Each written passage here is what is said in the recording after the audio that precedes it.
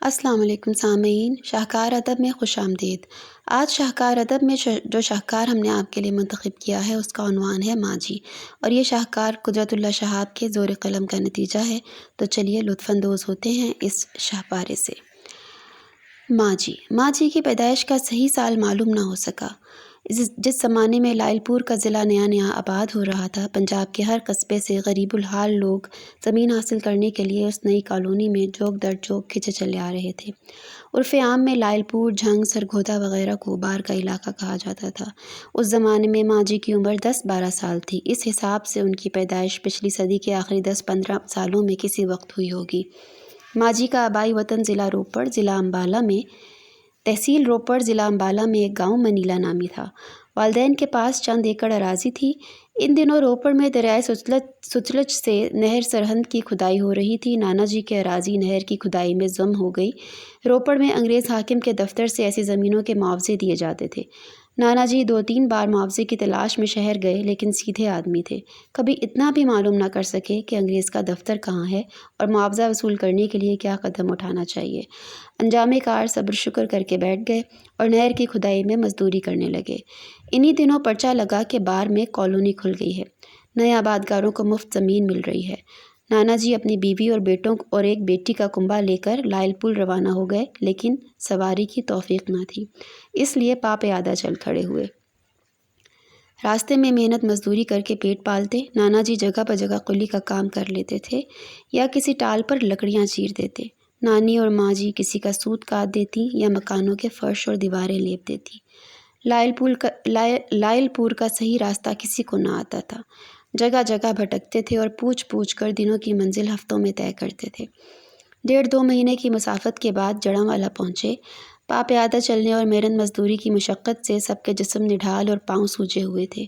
یہاں پر چند ماہ قیام کیا۔ نانا جی دن بھر غلہ منڈی میں بوریاں اٹھانے کا کام کرتے، نانی چرخہ کاٹ کر سوت بیچتی اور ماں جی گھر سنبھالتی، جو ایک چھوٹے سے جھونپڑے پر مشتمل تھا۔ انہی دنوں بقرعید کا تہوار آیا۔ نانا جی کے پاس چند روپے جمع ہو گئے تھے۔ انہوں نے ماں جی کو 3 آنے بطور عیدی دیے۔ زندگی میں پہلی بار ماں جی کے ہاتھ میں اتنے پیسے آئے تھے۔ انہوں نے بہت سوچا، لیکن اس رقم کا کوئی مصرف ان کی سمجھ میں نہ آ سکا۔ وفات کے وقت ان کی عمر کوئی 80 برس کے لگ بھگ تھی، لیکن ان کے نزدیک 100 روپے، 10 روپے، 5 روپے کے نوٹوں میں امتیاز کرنا آسان کام نہ تھا۔ عیدی کے 3 آنے کئی روز ماں جی کے دوپٹے کے ایک کونے میں بندھے رہے۔ جس روز وہ جڑاں والا سے رخصت ہو رہی تھیں، ماں جی نے 11 پیسے کا تیل خرید کر مسجد کے چراغ میں ڈال دیا۔ باقی 1 پیسہ اپنے پاس رکھا اور اس کے بعد جب کبھی 11 روپے پیسے پورے ہو جاتے تو وہ فوراً مسجد میں تیل بھجوا دیتی۔ ساری عمر جمعرات کی شام کو اس عمل پر بڑا وزاداری سے عمل کیا۔ رفتہ رفتہ بہت سی مسجدوں میں بجلی آ گئی، لیکن لاہور اور کراچی جیسے شہروں میں بھی انہیں ایسی مسجدوں کا علم رہتا تھا جن کے چراغ اب بھی تیل سے روشن ہوتے ہیں۔ وفات کی شب بھی ماں جی کے سرہانے ململ کے رومال میں بندھے ہوئے چند آنے موجود تھے۔ غالباً یہ پیسے بھی مسجد کے تیل کے لیے جمع کر رکھے تھے، چونکہ وہ جمعرات کی شب تھی۔ ان چند آنوں کے علاوہ ماں جی کے پاس نہ کچھ اور رقم تھی، نہ کوئی زیور اسباب دنیا میں۔ ان کے پاس گنتی کی چند چیزیں تھیں: 3 جوڑے سوتی کپڑوں کے اور 1 جوڑا دیسی جوتا، 1 جوڑا ربڑ کے چپل، 1 اینک، 1 انگوٹھی جس میں 3 چھوٹے چھوٹے فیروزے جڑے ہوئے تھے، 1 جائے نماز، 1 تسبیح اور باقی اللہ اللہ۔ پہننے کے 3 جوڑوں کو وہ خاص اہتمام سے رکھتی تھیں۔ 1 زیب تن، دوسرا اپنے ہاتھوں سے دھو کر تکیے کے نیچے رکھا رہتا تھا تاکہ استری ہو جائے، تیسرا دھونے کے لیے تیار۔ اس کے علاوہ اگر چوتھا کپڑا ان کے پاس آتا تو وہ چپکے سے 1 جوڑا کسی کو دے دیتی تھیں۔ اس وجہ سے ساری عمر انہیں سوٹ کیس رکھنے کی حاجت محسوس نہ ہوئی۔ لمبے سے لمبے سفر پر روانہ ہونے کے لیے انہیں تیاری میں چند منٹ سے زیادہ نہ لگتے تھے۔ کپڑوں کی پوٹلی بنا کر انہیں جائے نماز میں لپیٹا، جاڑوں میں اونی فر اور گرمیوں میں ململ کے دوپٹے کی بکل ماری اور جہاں کہیے چلنے کو تیار۔ سفر آخرت بھی انہوں نے سادگی سے اختیار کیا۔ میلے کپڑے اپنے ہاتھوں سے دھو کر تکیے کے نیچے رکھے، نہا دھو کر بال سکھائے اور چند ہی منٹوں میں زندگی کے سب سے لمبے سفر پر روانہ ہو گئی۔ جس خاموشی سے دنیا میں رہی تھیں، اسی خاموشی سے عقبہ کو سدھار گئی۔ غالباً اسی موقع پر اکثر یہ دعا مانگا کرتی تھیں کہ اللہ تعالیٰ ہاتھ چلتے چلاتے اٹھا لے، اللہ کبھی کسی کا محتاج نہ کرے۔ کھانے پینے میں وہ کپڑے لتے سے بھی زیادہ سادہ اور غریب مزاج تھی۔ ان کی مرغوب ترین غذا مکئی کی روٹی دھنیے پودینے کی چٹنی کے ساتھ تھی۔ باقی چیزیں خوشی سے وہ کھا تو لیتی تھیں لیکن شوق سے نہیں۔ تقریباً ہر نوالے پر اللہ کا شکر ادا کرتی تھیں۔ پھلوں میں کبھی بہت ہی مجبور کیا جائے تو کبھی کبھار کیلے کی فرمائش کرتی تھیں، البتہ ناشتے میں چائے کے 2 پیالے اور تیسرے پہر سادہ چائے کا 1 پیالہ ضرور پیتی تھیں۔ کھانا صرف ایک وقت کھاتیں، اکثر و بیشتر دوپہر کا، شاذ و نادر رات کا۔ گرمیوں میں عموماً مکھن نکالی ہوئی پتلی نمکین لسی کے ساتھ 1 آدھ سادہ چپاتی ان کی محبوب خوراک تھی۔ دوسروں کو کوئی چیز رغبت سے کھاتے دیکھ کر خوش ہوتی تھیں اور ہمیشہ یہ دعا کرتی تھیں سب کا بھلا۔ خاص اپنے یا اپنے بچوں کے لیے انہوں نے براہ راست کبھی کچھ نہ مانگا۔ پہلے دوسروں کے لیے دعا مانگتی تھیں اور اس کے بعد مخلوق خدا کی حاجت روائی کے طفیل اپنے بچوں یا عزیزوں کا بھلا چاہتی تھیں۔ میرے بیٹوں یا بیٹیوں کو اپنی زبان سے کبھی میرے بیٹے یا میری بیٹی کہنے کا دعویٰ نہیں کیا، ہمیشہ ان کو اللہ کا مال کہا کرتی تھیں۔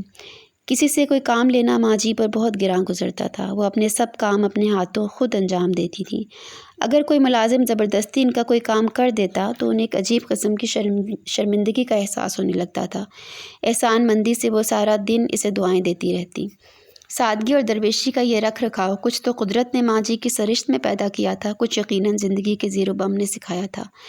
جڑاوالا میں کچھ عرصہ قیام کے بعد جب اپنے والدین اور خرد سال بھائیوں کے ساتھ زمین کی تلاش میں لائل پور کالونی کی طرف روانہ ہوئیں تو انہیں کچھ معلوم نہ تھا کہ انہیں کس مقام پر جانا ہے، زمین حاصل کرنے کے لیے کیا قدم اٹھانا ہے۔ ماں جی بتایا کرتی تھی کہ اس زمانے میں ان کے ذہن میں کالونی کا تصور ایک فرشتہ سیرت بزرگ کا تھا جو کہیں سرے راہ بیٹھا زمین کے پروانے تقسیم کر رہا ہوگا۔ کئی ہفتے یہ چھوٹا سا قافلہ لائل پور کے علاقے میں پا پیادہ بھٹکتا رہا، لیکن کسی راہ گزر پر انہیں کالونی کا خضر صورت رہنما نہ مل سکا۔ آخر تنگ آ کر انہوں نے چک نمبر 392 میں، جو ان دنوں نیا نیا آباد ہو رہا تھا، ڈیرے ڈال دیے۔ لوگ جوق در جوق وہاں آ کر آباد ہو رہے تھے۔ نانا جی نے اپنی سادگی میں یہ سمجھا کہ کالونی میں آباد ہونے کا شاید یہی طریقہ ہوگا، چنانچہ انہوں نے ایک چھوٹا سا احاطہ گھیر کر گھاس پھوس کی جھوپڑی بنائی اور بنجر اراضی کا ایک قطعہ تلاش کر کے کاشت کی تیاری کرنے لگے۔ انہی دنوں محکمہ مال کا عملہ پڑتال کے لیے آیا۔ نانا جی کے پاس الاٹمنٹ کے کاغذات نہ تھے، چنانچہ انہیں چک سے نکال دیا گیا اور سرکاری زمین پر ناجائز جھونپڑا بنانے کی پاداش میں ان کے برتن اور بستر غرق کر لیے۔ عملے کے ایک آدمی نے چاندی کی 2 بالیاں بھی ماں جی کے کانوں سے اتار لیں۔ ایک بالی اتارنے میں ذرا دیر ہوئی تو اس نے زور سے کھینچ لی، جس سے ماں جی کے بائیں کان کا زیریں حصہ بری طرح پھٹ گیا۔ چک نمبر 392 سے نکل کر جو راستہ سامنے آیا اس پر چل کھڑے ہوئے۔ گرمیوں کے دن تھے، دن بھر لو چلتی تھی، پانی رکھنے کے لیے مٹی کا پیالہ بھی پاس نہ تھا۔ جہاں کہیں کوئی کنواں نظر آیا ماں جی اپنا دوپٹہ بھگو لیتی تاکہ پیاس لگنے سے اپنے چھوٹے بھائیوں کو چساتی جائیں۔ اس طرح وہ چلتے چلتے چک 507 میں پہنچے، جہاں ایک جان پہچان کے آباد کار نے نانا جی کو اپنا مزارہ رکھ لیا۔ نانا جی ہل چلاتے تھے، نانی مویشی چرانے لے جاتی تھیں، ماں جی کھیتوں سے گھاس اور چارہ کاٹ کر زمیندار کی بھینسوں اور گایوں کے لیے لایا کرتی تھیں۔ ان دنوں اتنا بھی مقدور نہ تھا کہ وقتی روٹی بھی پوری طرح کھا سکیں۔ کسی وقت جنگلی بیروں پہ گزارا ہوتا، کبھی خربوزے کے چھلکے ابال کر کھا لیتے تھے، کبھی کسی کھیت میں کچی انبیاں گری ہوئی مل گئیں تو ان کی چٹنی بنا لیتے تھے۔ ایک روز کہیں سے توری اور کلتھے کا ساگ، ملا جلا ساگ ہاتھ آ گیا۔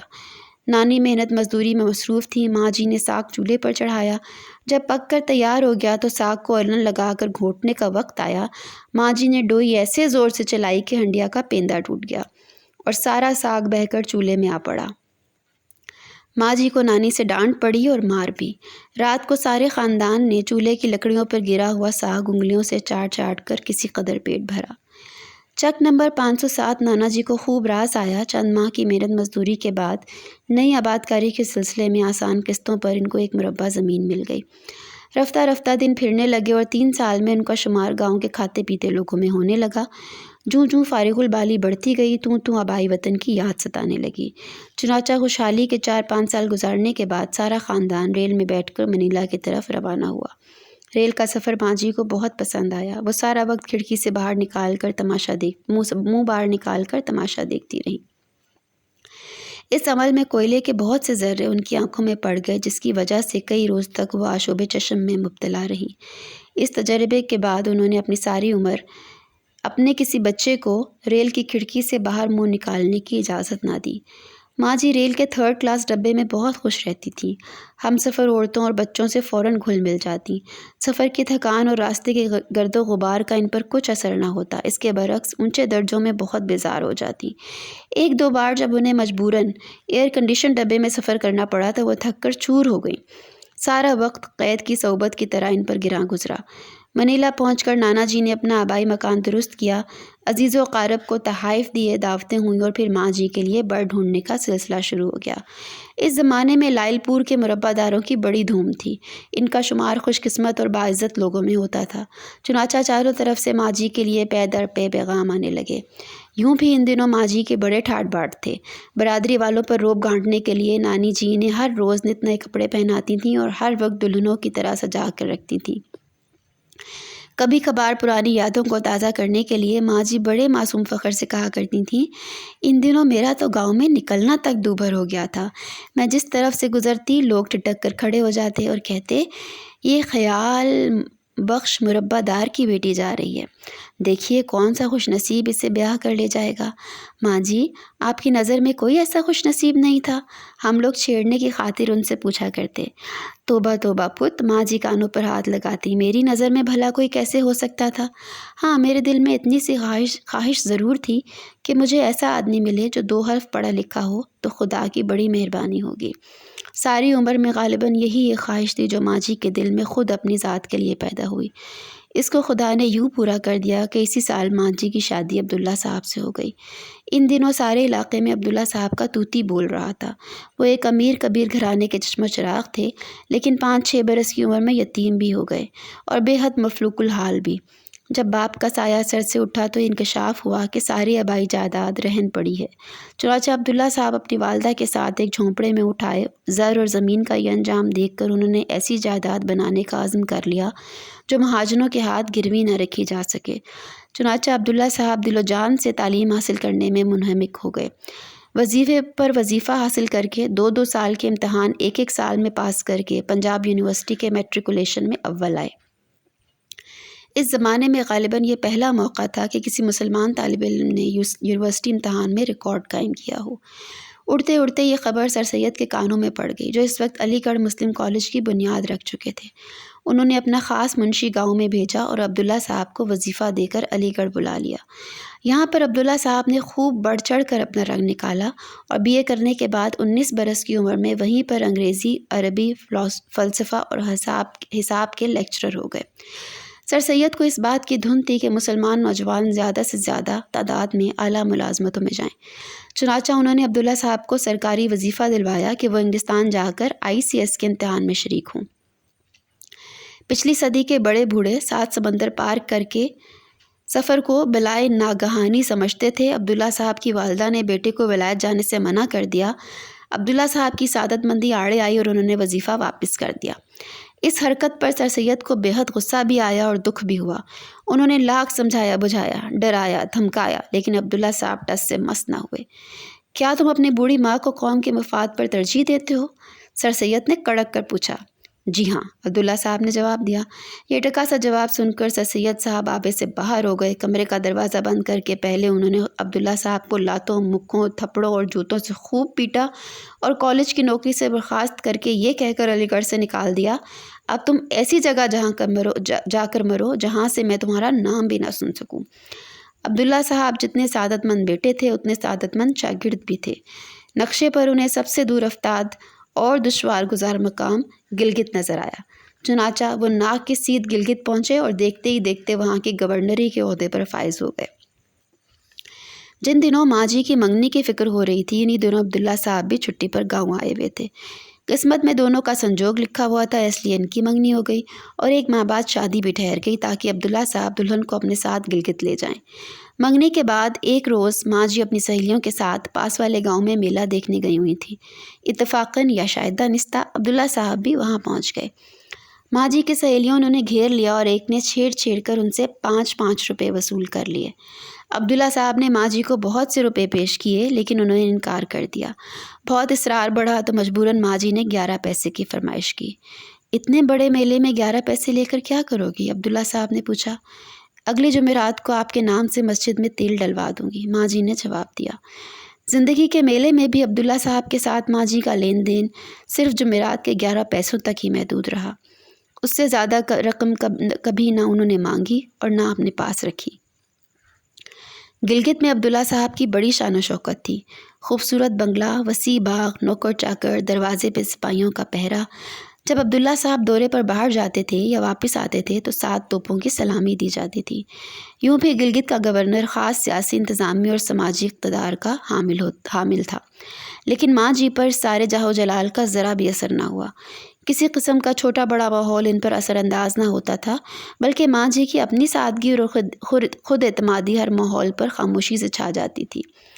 ان دنوں سر میلکم ہیلی حکومت برطانیہ کی طرف سے گلگت کی روسی اور چینی سرحدوں پر پولیٹیکل ایجنٹ کے طور پر مامور تھے۔ ایک روز لیڈی ہیلی ان کی بیٹی ماں جی سے ملنے آئیں۔ انہوں نے فراک پہنے ہوئے تھے اور پنڈلیاں کھلی تھیں۔ یہ بے حجابی ماں جی کو پسند نہ آئی۔ انہوں نے لیڈی ہیلی سے کہا، تمہاری عمر تو جیسے گزرنی تھی گزر ہی گئی ہے، اب اپنی بیٹی کی عاقبت تو نہ خراب کرو۔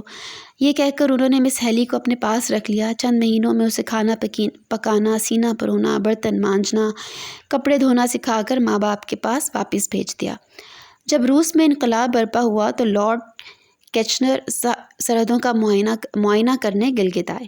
ان کے اعزاز میں گورنر کی طرف سے ضیافت کا اہتمام ہوا۔ ماں جی نے اپنے ہاتھ سے 10-12 قسم کے کھانے پکائے۔ کھانے لذیذ تھے۔ لارڈ کیچنر نے اپنی تقریر میں کہا، مسٹر گورنر، جس خانسامہ نے یہ کھانے پکائے ہیں براہ مہربانی میری طرف سے آپ ان کے ہاتھ چوم لیں۔ دعوت کے بعد عبداللہ صاحب فرحاں و شاداں گھر لوٹے تو دیکھا ماں جی باورچی خانے کے ایک کونے میں چٹائی پر بیٹھی نمک اور مرچ کی چٹنی کے ساتھ مکئی کی روٹی کھا رہی ہیں۔ ایک اچھے گورنر کی طرح عبداللہ صاحب نے ماں جی کے ہاتھ چومے اور کہا، اگر لارڈ کیچنر یہ فرمائش کرتا کہ وہ خود خانسامہ کے ہاتھ چومنا چاہتا ہے تو پھر تم کیا کرتی؟ میں؟ ماں جی تنک کر بولی، میں اس کی مونچھیں پکڑ کر جڑ سے اکھاڑ دیتی۔ پھر آپ کیا کرتے؟ میں؟ عبداللہ صاحب نے ڈرامہ کیا، میں ان مونچھوں کو روئی میں لپیٹ کر وائسرائے کے پاس بھیج دیتا اور تمہیں ساتھ لے کر کہیں اور بھاگ جاتا، جیسے سر سید کے ہاں سے بھاگا تھا۔ ماں جی پر ان مکالموں کا کچھ اثر بھی نہ ہوتا تھا، لیکن ایک بار ماں جی رشک و حسد کی اس آگ میں جل بھن کر کباب ہو گئیں جو ہر عورت کا ازلی ورثہ ہے۔ گلگت میں ہر قسم کے احکامات گورنری کے نام پر جاری ہوتے تھے۔ جب یہ چرچا ماں جی تک پہنچا تو انہوں نے عبداللہ صاحب سے گلہ کیا، بھلا حکومت تو آپ کرتے ہیں لیکن گورنری کہہ کر مجھ غریب کا نام بیچ میں کیوں لایا جاتا ہے خواہ۔ عبداللہ صاحب علی گڑھ کے پڑے ہوئے تھے۔ رگِ ظرافت پھڑک اٹھی اور بے اتنائی سے فرمایا، بھگوان یہ تمہارا نام تھوڑی ہے، گورنری تو دراصل تمہاری سوکن ہے جو دن رات میرا پیچھا کرتی رہتی ہے۔ مذاق کی چوٹ تھی۔ عبداللہ صاحب نے سمجھا بات آئی گئی ہوگی، لیکن ماں جی کے دل میں غم بیٹھ گیا اور اس غم میں وہ اندر ہی اندر کڑنے لگی۔ کچھ عرصے بعد کشمیر کا مہاراجہ پرتاپ سنگھ اپنی مہارانی کے ساتھ گلگت کے دورے پر آیا۔ ماں جی نے مہارانی کو اپنے دل کا حال سنایا۔ مہارانی بھی سادہ عورت تھی، جلال میں آ گئی۔ ہائے ہائے، ہمارے راج میں ایسا ظلم! میں آج ہی مہاراج سے کہوں گی کہ وہ عبداللہ صاحب کی خبر لیں۔ جب یہ مقدمہ مہاراج پرتاپ سنگھ تک پہنچا تو انہوں نے عبداللہ صاحب کو بلا کر پوچھ گچھ کی۔ عبداللہ صاحب بھی حیران تھے کہ بیٹھے بٹھائے یہ کیا افتاد آ پڑی، لیکن جب معاملے کے تہہ تک پہنچے تو دونوں خوب ہنسے۔ آدمی دونوں ہی وزادار تھے۔ چنانچہ مہاراجہ نے حکم نکالا، آئندہ سے گلگت کی گورنری کو وزارت اور گورنر کو وزیر وزارت کے نام سے پکارا جائے۔ یہ 1947 کی جنگ آزادی تک گلگت میں یہی سرکاری اصطلاحات رائج تھیں۔ یہ حکم نامہ سن کر مہارانی نے ماں جی کو بلا کر خوشخبری سنائی کہ مہاراج نے گورنری کو دیس نکالا دے دیا ہے، اب تم دودھوں نہاؤ پوتوں پھلو۔ مہارانی نے کہا، کبھی ہمارے لیے دعا کرنا۔ مہاراجہ اور مہارانی کی کوئی اولاد نہ تھی، اس لیے وہ اکثر ماں جی سے دعا کی فرمائش کرتے تھے۔ اولاد کے معاملے میں ماں جی کیا واقعی خوش نصیب تھیں؟ یہ ایک ایسا سوالیہ نشان ہے جس کا جواب آسانی سے نہیں سوچتا۔ ماں جی خود ہی تو کہا کرتی تھیں کہ ان جیسی خوش نصیب ماں دنیا میں کم ہی ہوتی ہے، لیکن اگر صبر و شکر، تسلیم و رضا کی اینک اتار کر دیکھا جائے تو اس خوش نصیبی کے پردے میں کتنے دکھ، کتنے غم، کتنے صدمے نظر آتے ہیں۔ اللہ میاں نے ماں جی کو 3 بیٹیاں اور 3 بیٹے عطا کیے۔ 2 بیٹیاں شادی کے کچھ عرصے بعد یکے بعد دیگرے فوت ہو گئیں۔ سب سے بڑا بیٹا عین عالم شباب میں انگلستان جا کے گزر گیا۔ کہنے کو تو ماں جی نے کہہ دیا کہ اللہ کا مال تھا، اللہ نے لے لیا، لیکن کیا وہ اکیلے میں چھپ چھپ کر خون کے آنسو نہ رویا کرتی ہوں گی؟ جب عبداللہ صاحب کا انتقال ہوا تو ان کی عمر 62 سال اور ماں جی کی عمر 55 سال تھی۔ سہ پیر کا وقت تھا۔ عبداللہ صاحب بان کی کھردری چارپائی پر حسب معمول گاؤ تکیہ لگا کر نیم دراز تھے۔ ماں جی پائنتی بیٹھی چاقو سے گنا چھیل چھیل کر ان کو دے رہی تھیں۔ وہ مزے مزے سے گنا چوس رہے تھے اور مذاق کر رہے تھے۔ پھر یکایک وہ سنجیدہ ہو گئے اور کہنے لگے، بھاگوان، شادی سے پہلے میلے میں نے تمہیں 11 پیسے دیے تھے، کیا ان کو واپس کرنے کا وقت نہیں آیا؟ ماں جی نے نئی نویلی دلہنوں کی طرح سر جھکا لیا اور گنا چھیلنے میں مصروف ہو گئیں۔ ان کے سینے میں بیک وقت بہت سے خیال امڈ آئے۔ ابھی وقت کہاں آیا سرتاج؟ شادی کے پہلے 11 پیسوں کی تو بڑی بات ہے، لیکن شادی کے بعد جس طرح تم نے میرے ساتھ نباہ کیا ہے، اس پر میں نے تمہارے پاؤں دھو کر پینے ہیں، اپنی کھال کی جوتیاں تمہیں پہنانی ہیں۔ ابھی وقت کہاں آیا میرے سرتاج؟ لیکن قضاء و قدر کے بہی کھاتے میں وقت آ چکا تھا۔ جب ماں جی نے سر اٹھایا تو عبداللہ صاحب گنے کی خاش منہ میں لیے گاؤ تکیے پر سو رہے تھے۔ ماں جی نے بتھیرا بلایا، ہلایا، چمکارا، لیکن عبداللہ صاحب ایسی نیند سو گئے تھے جس سے بیداری قیامت سے پہلے ممکن ہی نہیں تھی۔ ماں جی نے اپنے باقی ماندہ 2 بیٹوں اور 1 بیٹی کو سینے لگا لگا کر تلقین کی، بچہ رونا مت، تمہارے ابا جی جس آرام سے رہے تھے اسی آرام سے چلے گئے، اب رونا مت، ان کی روح کو تکلیف پہنچے گی۔ کہنے کو تو ماں جی نے کہہ دیا کہ اپنے ابا کی یاد میں نہ رونا ورنہ ان کو تکلیف پہنچے گی، لیکن وہ کیا خود چوری چھپے اس خاوند کی یاد میں روئی نہ ہوں گی جس نے 62 سال کی عمر تک انہیں ایک الہڑ دلہن سمجھا اور جس نے گورنری کے علاوہ اور کوئی سوکن ان کے سر پر لا کر نہیں بٹھائی۔ جب وہ خود چل دیں تو اپنے بچوں کے لیے ایک سوالیہ نشان چھوڑ گئیں جو قیامت تک ان عقیدت کے بیابان میں سرگرداں رکھے گا۔ اگر ماں جی کے نام پر خیرات کی جائے تو 11 پیسے سے زیادہ ہمت نہیں ہوتی، لیکن مسجد کا ملا پریشان ہے کہ بجلی کا ریٹ بڑھ گیا اور تیل کی قیمت گراں ہو گئی۔ ماں جی کے نام پر فاتحہ دی جائے تو مکئی کی روٹی اور نمک مرچ کی چٹنی سامنے آتی ہے، لیکن کھانے والا درویش کہتا ہے کہ فاتحہ درود میں پلاؤ اور زردے کا اہتمام لازم ہے۔ ماں جی کا نام آتا ہے تو بے اختیار رونے کو جی چاہتا ہے، لیکن اگر رویا جائے تو ڈر لگتا ہے کہ ان کی روح کو تکلیف نہ پہنچے، اور اگر ضبط کیا جائے تو خدا کی قسم ضبط نہیں ہوتا۔